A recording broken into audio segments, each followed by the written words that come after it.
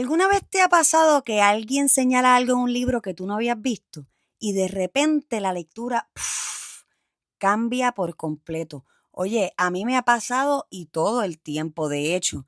Mientras preparaba este episodio descubrí algo en un libro que he leído miles de veces y ahí confirmé otra vez que la comprensión no es un lugar al que llegamos, es algo que se sigue construyendo en el camino y con el tiempo.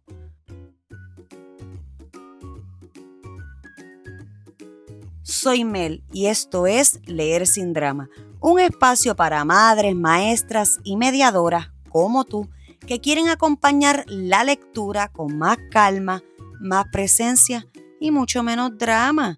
En esta temporada la brújula apunta hacia la conversación que forma lectores. Este y todos los martes nos encontramos aquí en esta conversación de Leo Leo para pensar juntas cómo hacer de la lectura un lugar seguro y vivo y donde escuchar también importa.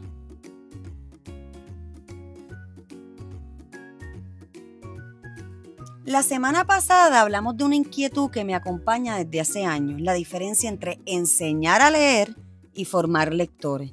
Y si hay algo que he aprendido trabajando con los libros, las escuelas y las familias, es que los lectores no se forman solamente leyendo, también se forman conversando sobre lo que leen. Y hoy justamente quiero hablar sobre eso, porque creo que llevamos demasiado tiempo ignorando y subestimando el poder de una buena conversación. En la última edición de Juguemos a Pensar, nuestro curso, una participante me hizo una pregunta que todavía sigue aquí conmigo. Mientras hacíamos una dinámica, ella preguntó, ¿y estas conversaciones realmente pasan en los salones de clase? Y por un momento me quedé pensando, porque aunque parecía una pregunta sencilla, en realidad apunta al centro de todo esto.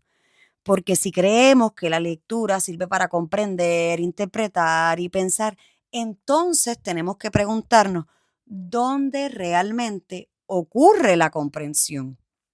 Esto es algo que me ha pasado más veces de las que te puedo contar. Me pasa con los niños, con adultos, en talleres con maestras y bibliotecarias, en fin, cada vez que un grupo se reúne alrededor de un libro me pasa. Alguien ve algo que yo no había visto y de pronto la historia cambia, o mejor dicho, mi lectura cambia.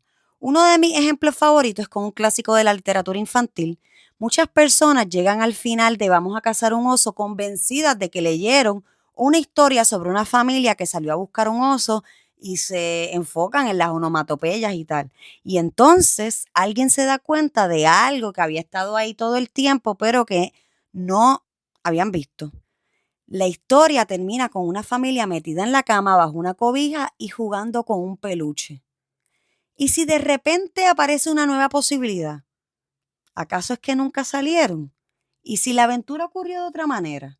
Lo interesante no es encontrar la respuesta correcta, lo interesante es que la conversación nos obliga a volver al libro, a mirarlo otra vez, a ver algo que no estábamos viendo. Mira si es tan así que cuando yo estaba preparando este episodio volví a leer Vamos a cazar un oso e hice una conexión que nunca había hecho. Fue en la última ilustración, que siempre ha estado ahí, pero yo no había hecho ese clic, por lo menos de esa manera.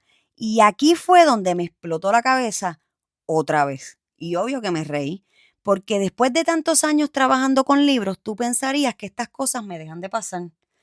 Pero es que no, nunca dejan de pasar. Y creo que ahí está la magia de la lectura, que siempre hay algo por descubrir, algo más por mirar, algo más por conectar.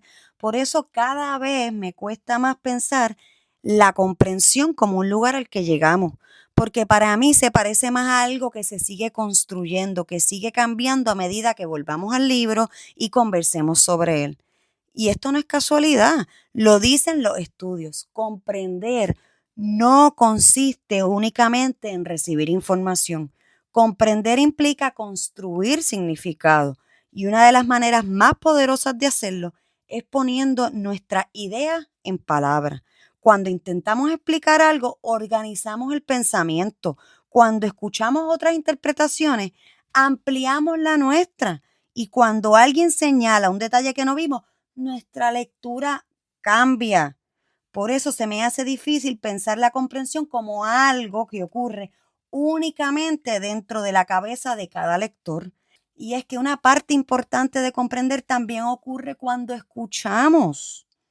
Y es aquí donde creo que muchas veces nos quedamos cortos, porque no estoy segura de que el problema sea de que no hablamos sobre los libros.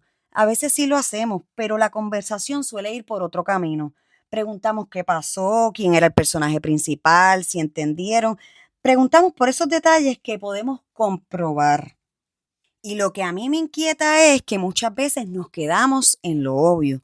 Cuando nos quedamos ahí, se nos escapa lo más interesante. Perdemos la posibilidad de interpretar, de leer entre líneas, de pensar en aquello que el libro no dice de forma explícita, pero que también está ahí. Una cosa es verificar información y otra muy distinta es construir significado. La diferencia es del cielo a la tierra. Mira, esta semana no te voy a proponer una actividad nueva, más bien te propongo una conversación breve. Después de una lectura, pregunta, ¿qué fue lo más que te hizo pensar? Y escucha, oye, no esperes una respuesta específica, escucha para descubrir algo que tú todavía no habías visto.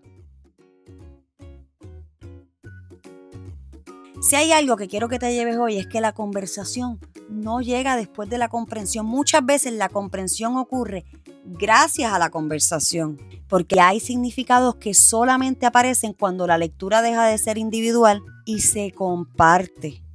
Si este episodio te hizo pensar, tómale un screenshot y compártelo en tus redes. Me encanta saber quién está al otro lado conversando conmigo. La próxima semana vamos a hablar sobre las preguntas, porque después de hoy la premisa ya no es si hablamos sobre los libros. La pregunta es ¿cómo lo hacemos? Y es que no todas las preguntas abren pensamiento, algunas simplemente buscan respuestas. Y la diferencia importa mucho más de lo que parece.